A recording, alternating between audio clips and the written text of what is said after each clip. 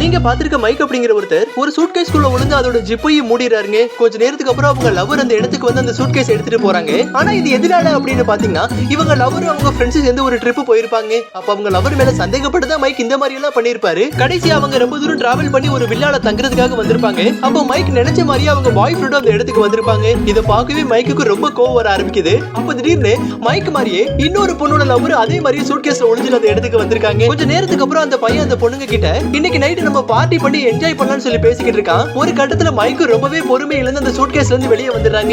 இத பார்க்கவே மைக்கோட லவருக்கு ரொம்பவே கோவம் வந்து என் மேல சந்தேகப்பட்டு தான் நீ இந்த மாதிரி எல்லாம் பண்றியான்னு சொல்லி ரெண்டு பேரும் சண்டை போட ஆரம்பிக்கிறாங்க. அப்ப சோஃபி அப்படிங்கிற பொண்ணு எந்திரிச்சு ஓ லவர் மட்டும் எதுக்கு இவ்வளவு சந்தேகப்படுறான், என்னோட லவர்லாம் என் மேல அவ்வளவு நம்பிக்கை வச்சிருக்கான்னு சொல்லி பேசிக்கிட்டு இருக்கா. பார்த்தா அவளோட லவர் பக்கத்துல இருந்த ஒரு சூட்கேஸ்ல இருந்து எந்திரிச்சு நிக்கிறாங்க. அதுக்கப்புறம் இவங்களுக்குள்ளேயே சண்டை போட ஆரம்பிக்கிறாங்க. அப்ப டயன் அப்படிங்கிற பொண்ணு அவங்க கிட்ட நீங்க சரியான பர்சனை செலக்ட் பண்ணாதனாலதான் இந்த மாதிரி எல்லாம் நடந்திருக்கு, என்னோட லவர் என் மேல அவ்வளவு நம்பிக்கை வச்சிருக்கான்னு சொல்லி பேசிக்கிட்டு இருக்கா. பார்த்தா அவரோட லவரும் அங்கிருந்த செவத்துல பாதி பெயிண்ட் அடிச்ச மாதிரியே ஒளிஞ்சிட்டு இருந்திருக்காங்க.